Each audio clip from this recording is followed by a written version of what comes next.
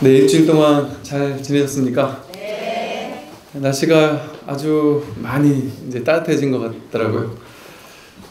오늘은 제가 끝날 때 이제 언뜻 한번 말씀을 드렸었는데, 우리의 인생에서 우리의 삶이 아무리 명상을 해도 또 아무리 불교 공부를 해도 바뀌지 않는 이유가 무엇인지, 또 우리 삶에서 우리가 이제 인간으로 태어난 이유는 이 생을 살면서 뭔가 내 것을 축적하고 이러기 위해서 태어난 게 아니라고 했죠.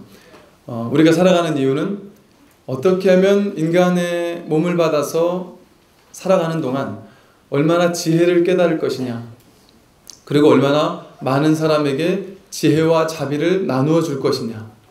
그러니까 이 지혜와 복덕을 내 스스로도 깨닫고 다른 사람에게도 깨닫게 해줄 것이냐, 이것이 우리가 살아가는 어떤 삶의 목적이고 이 우리의 양식입니다. 우리가 죽을 때 돈, 명예, 권력, 지위, 심지어 자식도 남편도 아무것도 못 가져가죠. 다만 얼마만큼 복을 짓고 살았느냐, 이타적인 삶을 살았느냐, 또 얼마만큼 지혜를 닦아서 욕심부리지 않고 지혜롭게 어떤 깨달음을 얻었느냐, 이 두 가지를 가져갑니다. 그래서 우리가 항상 그 복과 지혜를 점검해 볼 수 있어야 되는데, 아무리 지혜를 닦으려고 해도 지혜가 잘 일어나지 않습니다. 근데 생각해 보세요. 지구라는 별에서 인간의 몸을 받아서 태어났을 때 놀라운 지혜를 깨달을 수 있는 가능성이 있다. 그렇다면 이 천상세계에서는 우리가 인간계에 비해서 많은 깨달음을 얻지 못한다면 인간계에 어떤 특징이 있을 거 아니겠어요? 천상세계와는 다른 그 특징이 뭐냐 하면 바로 이 육신입니다. 인간계는 뭐 천상세계나 이런 것과는 다르게 이 물질적인 육신을 가지고 있다 보니까 조금 더 생생하게 삶을 체험하게 되는 거예요. 그러니까 다른 세상과 다른 점이 그겁니다. 몸을 가지고 있고 안입이 설신의 눈, 귀, 코, 혀몸 뜻으로 세상을 접촉하면서 직접적인 체험을 느끼는 겁니다. 그래서 이게 허망한 것이지만 실제가 아니지만 이게 실제인 것처럼 삶을 느끼는 거예요. 여기 계시는 모든 분들은 이 몸이 진짜가 아니라고 부처님께서 논의 말씀하셨는데도 불구하고 진짜라고 느끼지 않습니까? 내 몸도 진짜고, 내가 맛있는 걸 먹으면 내 몸이 행복해하고, 힘든 일을 하면 내 몸이 힘들어하고, 몸에 병이 나면 이 내 몸이 진짜인 것처럼 아프단 말이죠. 내 자식을 보면 자식이 맛있는 거 먹고 공부도 잘하고 항상 잘 지내면 내가 행복하고, 자식이 아프면 내가 아픔을 느낀단 말이죠. 이렇게 이 지구별의 특징은, 인간계라는 곳의 특징은 생생하게 경험할 수 있는 곳입니다. 그래서 경험을 통해 깨닫는 곳이 바로 이 인간계의 특징이에요. 그러니까 천상세계는 깨달음이 놀랍게 빠르게 일어나지는 않는다. 그런데 인간계에서 놀랍게 깨달음이 빠르게 일어나는 이유가 바로 그겁니다. 진짜 같으니까, 너무 생생하니까 이 생생한 경험을 통해서 더 깨닫기가 쉬운 겁니다. 그래서 우리가 깨달을 수 있는 것은 경험을 통해서다. 경험을 통해서. 그런데 그렇기 때문에 우리는 이 생에 살면서 많은 깨달음을 얻어가야 되잖아요. 얼마나 수백, 수천, 수만, 수조업 살면서 인간 몸 받으려고 길을 썼는데 어렵게 겨우겨우 이 한 70년, 80년 되는 인간 몸을 딱 받아서 태어났는데, 그 어렵게 경쟁률을 뚫고 와놓고 여기 와서 해야 될 걸 안 하고 간다면 얼마나 분통 터지고 억울한 일이겠습니까? 근데 많은 사람들이 깨달음을 원하지 않는단 말이에요. 근데 여러분들은 원하는데도 깨달음이 일어나지 않는다고 생각합니다. 그래서 어떻게 하면 깨달을 수 있느냐, 어떻게 하면 내가 지금의 의식 수준보다 더 높은 의식 수준으로 올라갈 수 있느냐, 더 많은 지혜의 양식을 얻어갈 수 있느냐 하려면 이게 아주 중요합니다. 뭐냐 하면요, 새로운 것을 경험해보고 새로운 것을 도전해보고 새로운 경험을 자꾸 부딪힐 수 있어야 돼요. 근데 우리는 새로운 경험을 도전하지 않습니다. 지금 이대로가 좋아요. 변하고 싶지 않고. 왜 그러냐면요, 여러분들이 한번 행위를 하지 않습니까? 우리 삶이라는 것은 말과 생각과 행동으로 하는 행위의 연속입니다. 이걸 업이라고 하죠. 신업, 의업, 구업이라 합니다. 말과 생각과 행동으로 어떤 하나의 행위를 하는데, 그때 한 행위는 한 번 행위를 했는데 그 행위를 한 것은 하나의 업으로서 기억된단 말이죠. 기억됩니다. 몸이 기억을 하게 됩니다. 여러분들 자전거를 배우고 나면 그때 몸이 딱 기억을 하고 있다가 10년, 20년 지났다가 다시 자전거를 타도 자전거를 탈 수 있는 것처럼 몸이 이렇게 기억을 하고 있어요. 그러니까 습관적으로 기억을 합니다. 그래서 비슷한 상황에서 비슷한 것을 한 번, 두 번, 세 번 반복하게 되면 그 업이 이제는 습으로 정착이 돼버립니다. 그래서 한두 번 했던 업이 나중에 반복되면 이게 습이 돼요. 그래서 이것을 업습이라고 부릅니다. 그래서 우리는 누구나 저마다 업습이 내 안에 탁 달라붙어 있어요. 그래서 나는 그렇게 대응하고 싶지 않은데도 불구하고 업습대로 그냥 살아가는 겁니다. 이 업습의 특징은 뭐냐면 자동 반사적으로 내 삶을 그저 살게 만듭니다. 옛날에 하던 방식대로 그냥 하는 거예요. 나도 모르게 하다 보니까 그냥 똑같은 그걸 하고 있는 겁니다. 약간 무의식이거나 이랬을 때, 정신없을 때 내가 사실은 어디를 가야 되는 상황인데 한참 가다 보니까 딴 데로 맨날 가던 것처럼 집으로 가고 있어서 아차, 내가 지금 딴 데 갈라 했었지 하고 발길 돌리는 경우도 아마 있었을 거예요. 그게 이제 업습이 그렇게 우리를 나도 모르게 그 방향으로 이끄는 겁니다. 그런데 그 업습이라는 것은 그것이 그 업이 일어났을 때의 의식 수준, 그 의식 수준에서 일어난 반응입니다. 일어난 업일 뿐이에요.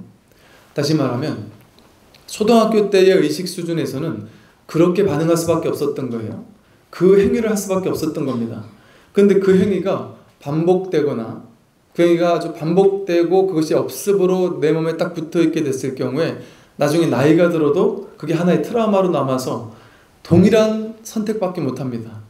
이제는 의식 수준이 전혀 달라졌는데도 불구하고, 그렇기 때문에 다른 선택을 충분히 할 수 있는데도 불구하고 다른 선택을 하지 않고 똑같은 자동 반응만을 합니다.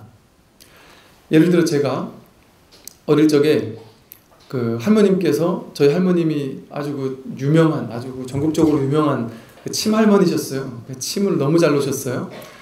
근데 이 침이 다른 분들 침하고 전혀 다릅니다. 그러니까 이 듣도 보도 못하던 침들이에요.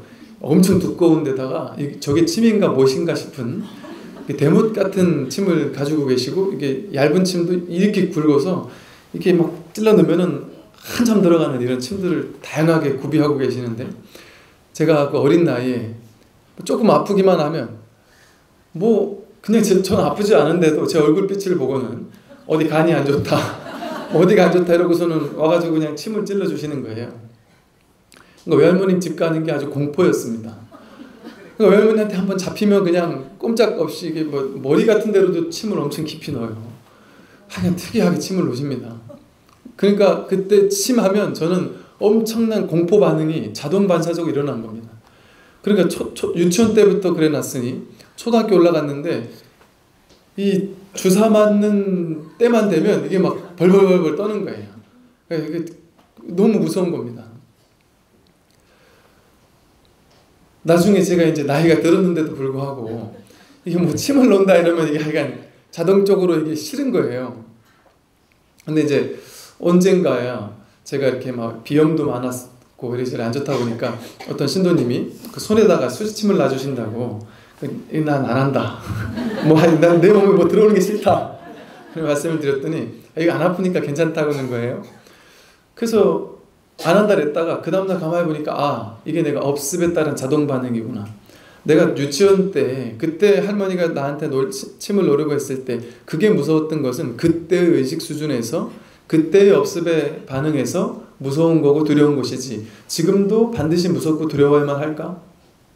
그런 생각을 하고 그냥 놔줘보세요 했더니 그냥 참을만 하다가 계속 맞다 보니까 이게 그냥 시원한 게 좋더라고요. 그래서 어느 날 제가 아마 히말라야 책에도 썼는데, 히말라야 갔다 내려오면서 오른 무릎이 좀 고장이 났었어요. 그래서 이제 산에 갔다 내려올 때만 되면 내리막길만 걸으면 하여간 오른 무릎 때문에 고생을 많이 했습니다.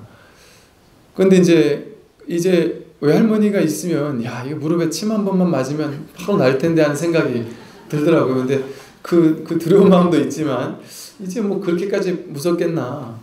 그래서 마음을 내고 있었는데 마침 외할머니께서 이제 연세가 많으신데 당신이 그러시는 거예요. 어느 날 갑자기 찾아오셨어요. 그러면서 당신이 이번 생에 아마 마지막 여행이 아닐까 싶어서 그냥 이렇게 뭐 여기저기 이렇게 가족들, 자식들, 손자들, 손녀들 이렇게 어떻게 사는지 보려고 이렇게 다닌다고 오신 거예요.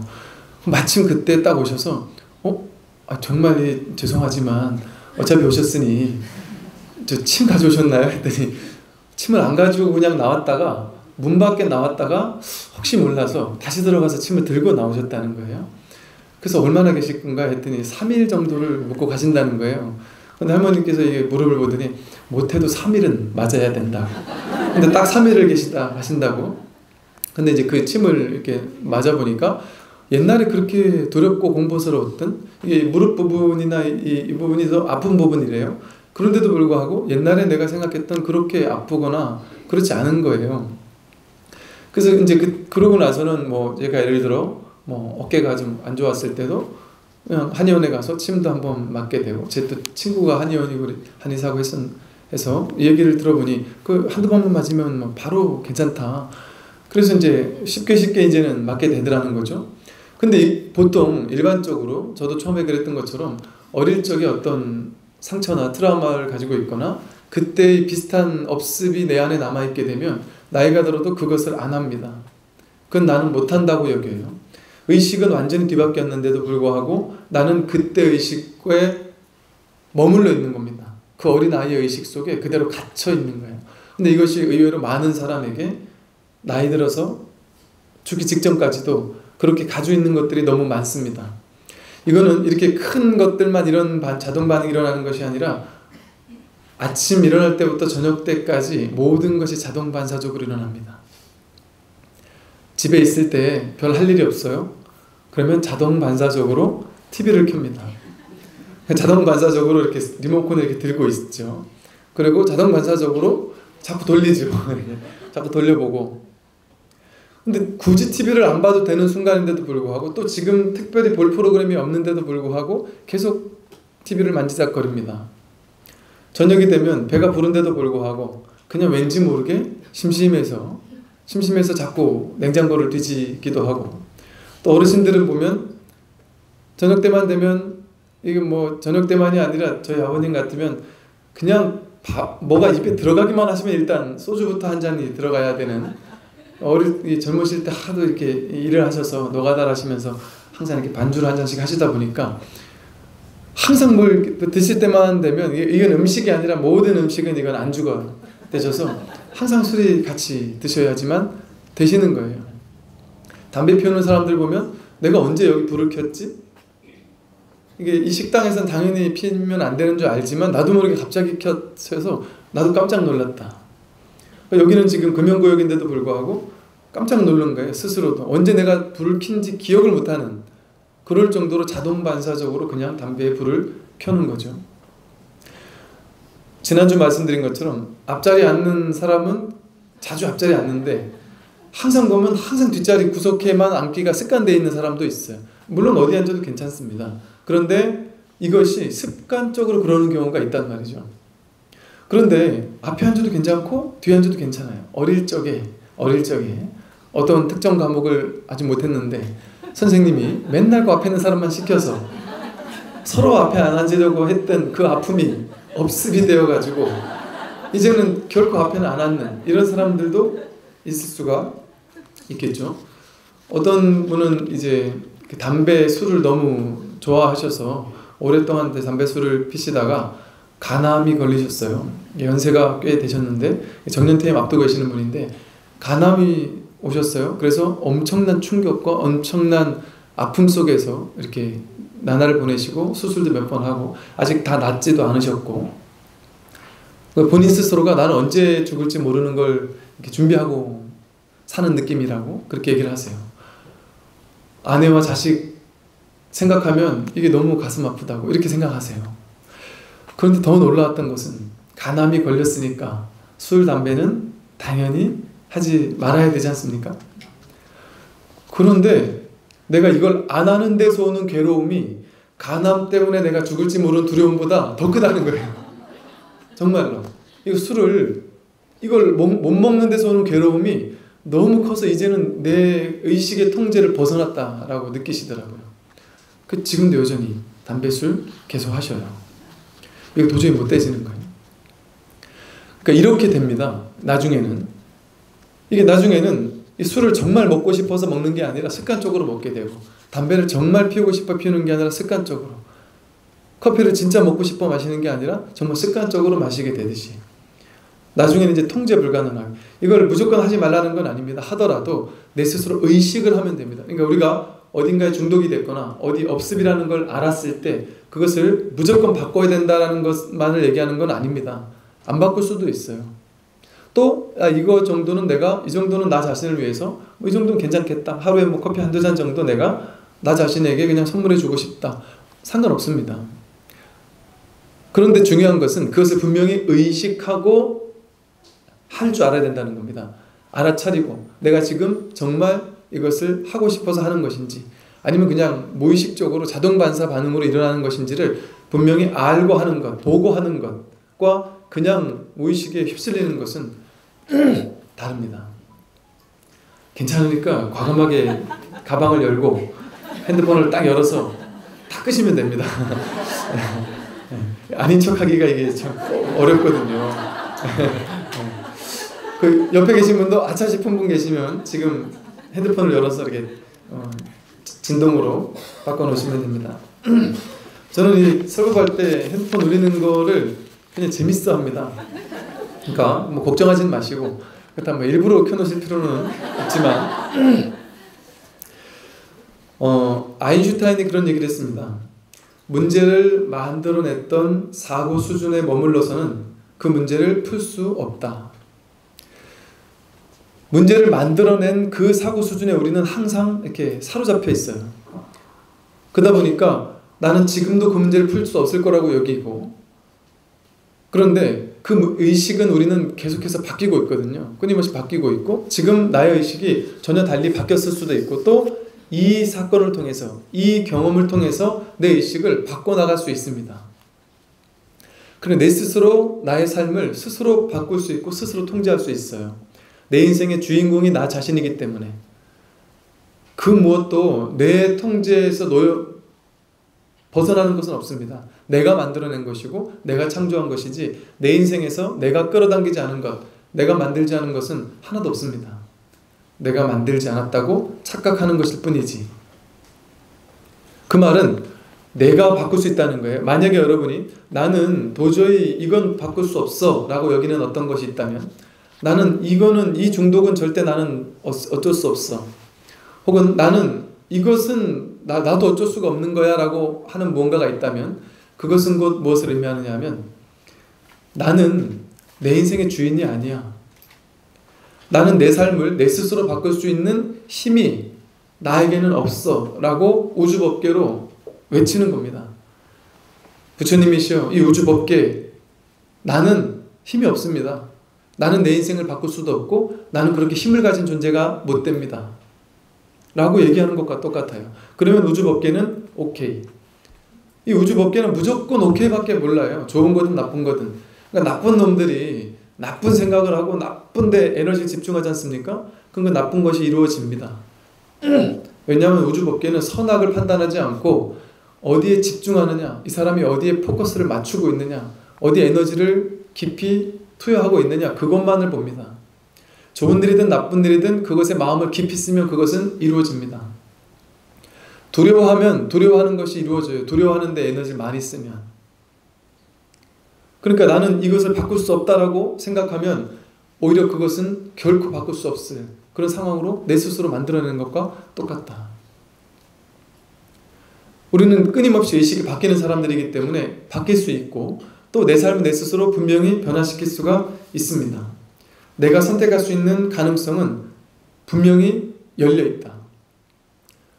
그리고 지금 여러분이 바꾸지 못한다고 생각하는 모든 것들은 사실은 과거의 의식 수준에서 만들어진 것이지 지금의 의식 수준은 달라졌지 않습니까? 특히 이렇게 부처님 공부를 하고 마음 공부를 하는 사람들은 나는 의식하지 못하는 사이에 놀랍게 의식의 성장이 일어납니다. 여러분들은 절에 다녀도 똑같이 남편한테 화내고 똑같이 자녀한테 이렇게 화내고 하니까 나는 별 달라진 게 없다, 절에 다녀도 별로 안 바뀌어 라고 생각하는 분들 계실지 모르겠어요. 결코 그렇지 않습니다. 여러분 안에서는 놀라운 변화가 진행 중입니다.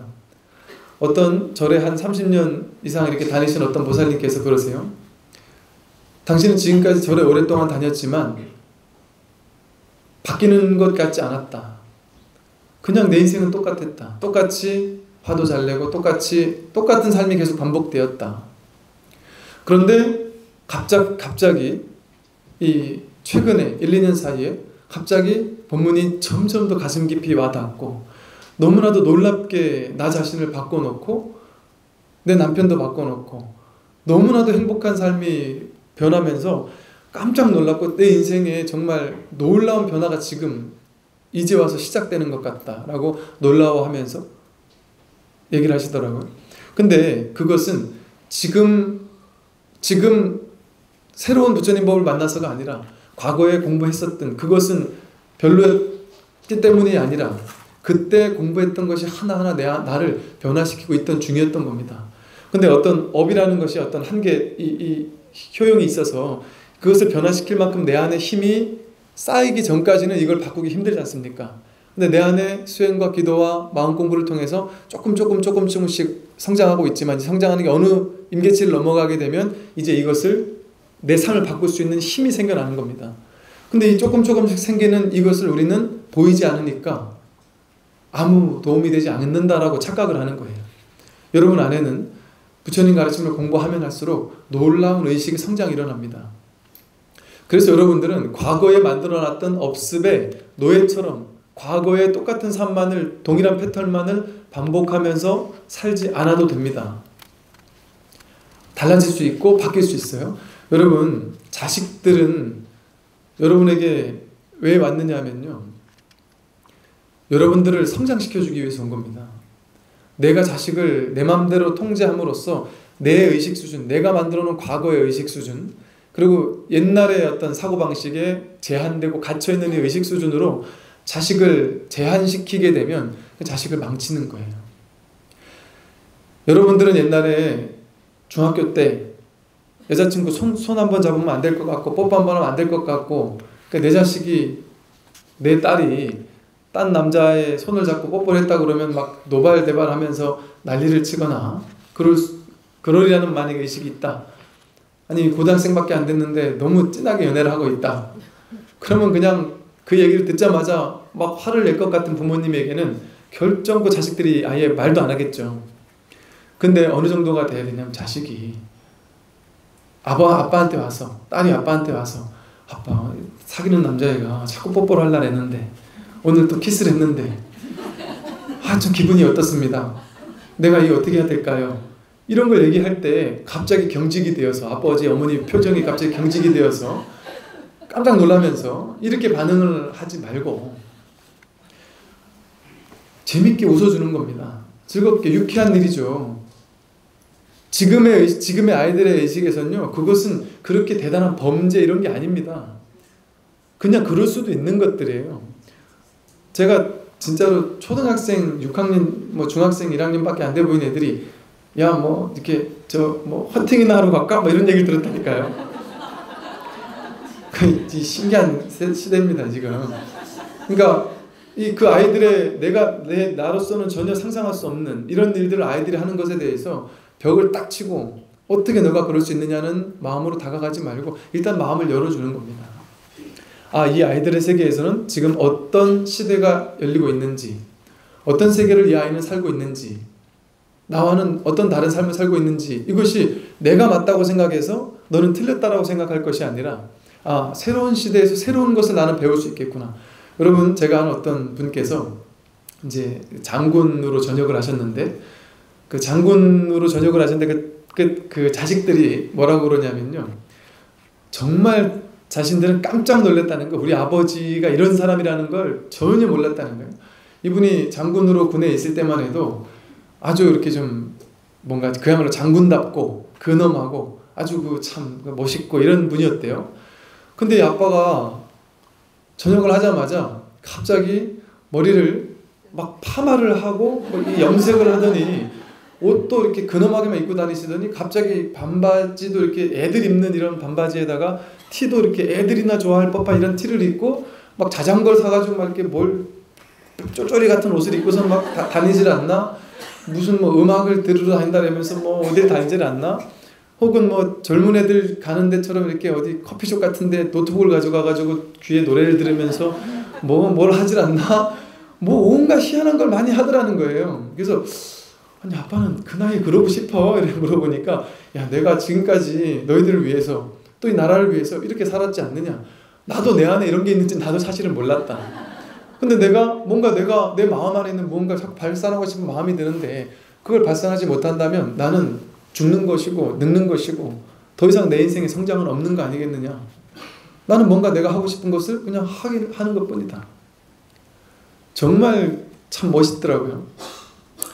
그런 사람이 될 수 있어야 됩니다. 그래야지만 사실 놀라운 성장이 일어나고 놀라운 어떤 삶의 깨달음이 일어납니다. 과거의 똑같은 틀에 박힌 속에서 업습대로만 그대로 반복하는 행동을 한다면 그런 변화가 일어나기가 힘듭니다. 예를 들어 똑같은 맨날 가던 길로만 가지 말고 다른 길로도 가보고 맨날 차 타고 다니던 거를 걸어서도 가보고 버스도 한번 타보고 지하철도 한번 타보고 맨날 내가 좋아하는 스타일의 사람들만 만나다가 그 업습을 한번 깨보는 거예요. 여러분의 지금의 의식은 나에게 도움되는 사람을 만나는 것만이 좋은 게 아니라 내가 도움을 줄 수 있는 사람을 만나서 그 사람을 통해서 뭔가 깨달을 수 있는 것을 향해서 마음이 열려있는 의식으로 바뀌었을 수도 있습니다. 그래서 새로운 사람도 만나보고 새로운 일도 한번 경험해보고 새로운 것에 도전도 해보고 제 그 친구 녀석이 결혼을 못하고 이렇게 늦게까지 막 이러고 있다가 이제 결혼을 한다고 이제 연락이 왔는데 물어봤더니 이제 공무원이었던 이제 사람이래요. 근데 이랬더니 이제 한창 때인데 갑자기 이제 결혼하기 직전에 공무원을 그만두고 새로운 인생을 살겠다고. 뭘 할 거냐, 나이가 이제 꽤 됐는데 여기서 이제 뭘 한다고 갑자기 한창 때 이렇게 나와가지고 그만두냐 그랬더니 공무원 미래가 보장된 공무원을 때려치고 공부를 하고 있대요. 뭔 공부를 하고 있냐 했더니 자연을 좋아하고 나무를 좋아하고 꽃을 좋아하고 해서 조경을 가꾸고 이러는 것들을 새롭게 공부를 시작한다는 거예요. 몇 년 과정의 공부를. 또 어떤 그 보살님께서는 연세가 이제 그 아이들 대학교까지 다 가르쳐 놓고 이제는 어느 정도 애들이 다 컸어요. 그러니까 애들이 어느 정도 크고 나니까 엄마가 필요가 없어지는 거예요. 그러니까 자꾸 놀아달라고 해도 이제 놀아주지도 않고 좀 만나자고 해도 만나주지도 않고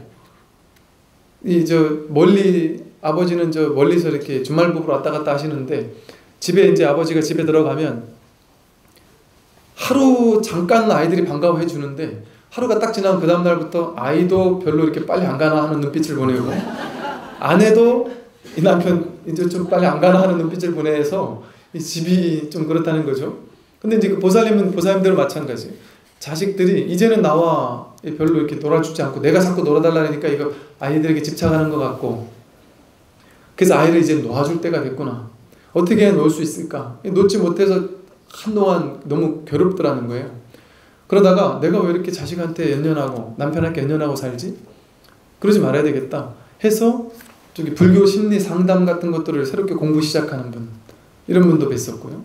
연세가 한 50, 60일이 되셔서 지금은요, 여러분들 이제 앞으로 20, 30년 지나고 나면 여러분들이 어르신이 되고 할아버지 할머니가 될 때 되면 이 미래학자들이 앞으로 나이가 120살까지 산다는 거예요. 60세에 정년퇴직해도 아직 60이 더 남은 겁니다. 정년퇴직할 때쯤이 새롭게 시작할 때예요. 그래서 이제는요, 나중에 60, 70, 80 돼도 일을 할 수 있어요. 앞으로의 시대는.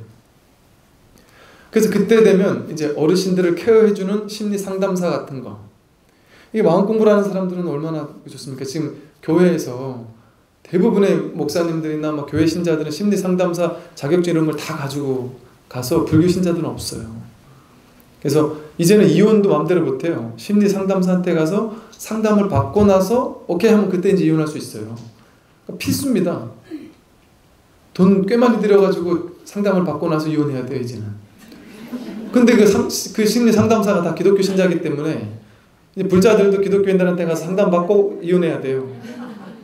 그 여러분들이 할 수 있단 말이죠. 이를테면 그것은 연륜과 어떤 경험 이런 것들이 오히려 도움되는 것일 수 있기 때문에 이를테면 그렇게 뭔가 새로운 어떤 도전들도 할 수가 있어야 된다. 그래서 새로운 사람도 만나보고 안 가던 데도 가보고 새로운 가능성에 한 번쯤 도전해 볼 수 있어야 된다. 그래서 지금 이제 잠시 그 명상 시간을 가질 건데 지금 잠깐 명상을 하면서 여러분들이 짧게는 오늘 아침에 일어나서 지금까지 여기 오는 과정에서 어떤 업습의 반응이 있었는지를 한번 살펴보세요. 이를테면 아침에 일어나자마자 배를 딱 눌러놓고 다시 자는 습관이 있는 사람도 있고요. 또는 내가 지금 빠듯하게 시간을 맞춰놓고 7시에 8시에 나가야 되는데 한 7시 반쯤 빠듯하게 맞춰놓고 후당당당 하는 사람도 있는데 그것도 하나의 업습입니다. 이거를 한 30분 더 일찍 맞춰놓을 수 있는 생각 자체를 우리는 못하죠. 그리고 새벽에 조금 더 일찍 일어나서 잠시 한 10분 좌선할 수 있는 시간을 가질 수도 있는데 나는 아침은 원래 시간 못 내요 라고 나는 원래 그런 사람이라고 규정 짓는 것, 그게 하나의 업습의 반응입니다. 그건 과거에 그랬던 거지 지금도 그러려는 것은 내 관념일 뿐이죠. 아침에 일어나서 세수를 하고 아침에 일어나자마자 저는 그럽니다. 아침에 일어나자마자 그냥 자동 반사적으로 나와요. 이제 일어나자마자 수용합니다. 오늘 나에게 주어진 삶에 대해서 받아들입니다. 하고 그동안 제가 또 지난 과거에 아픈 게 있다면 용서합니다. 하고 오늘 하루에 나에게 주어진 하루에 대해서 감사합니다. 내가 만난 모든 존재들, 모든 삶에 대해서 사랑합니다. 이렇게 몇 번을 반복하고 하루를 시작해요. 그런데 그것이 놀라운 어떤 변화를 가져옵니다. 첫 시작이 중요하거든요. 그 첫 시작을 어떻게 시작하느냐가 아주 큰 에너지의 변화를 가져옵니다. 그래서 그렇게 바꾸어 볼 수도 있는 것이고요. 또 출근할 때 어떻게 내가 출근할 것인지에 대한 어떤 동일한 패턴들도 한번 살펴보고 남편이 출근하는 걸 보고 그냥 이게 오는지 가는지 별 관심도 없이 보진 않는지 반찬도 대충대충 해서 주진 않는지 자식들에게는 맨날 이래라 저래라 하고 하는지 않는지 뭔가 조금 더 따뜻하고 조금 더 남편과 아이들이 조금 더 행복하고 따뜻한 마음으로 보내줄 수 있는 다른 방법은 없는지 다른 패턴으로 한번 삶을 살아보는 방법은 없는지 그러니까 내가 동일한 패턴으로 항상 살던 것을 조금 바꿔볼 수 있는 다른 방법은 없는지 또 지난 일주일 동안 지난 한 달 동안 지난 한 해 동안 누군가가 나에게 권유했지만 내가 습관적으로 거부했던 것들은 없는지 이렇게 나의 자동 반응 패턴들을 한 번씩 살펴보는 겁니다. 그리고 다음 한 주 동안 이제 숙제로서 내가 일주일 동안 모든 순간에 항상 자동 반응이 일어납니다. 항상 자동 반응이 일어나요. 그 자동 반응대로 가고 있는 것을 지켜보는 겁니다.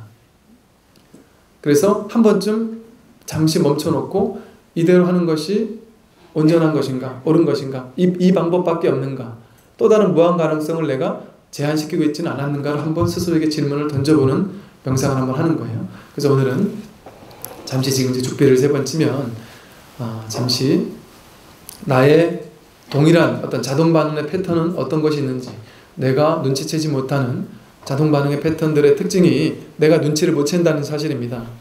근데 명상을 하고 자기 자신의 마음과 몸을 지켜보다 보면 어느 순간 이제 알아차리게 돼요. 그래서 자신의 어떤 삶을 잠시 살펴보면서 잠깐만 한번 해볼 테니까 남은 시간은 이제 집에 가서 한번 해보시기를 바라겠습니다.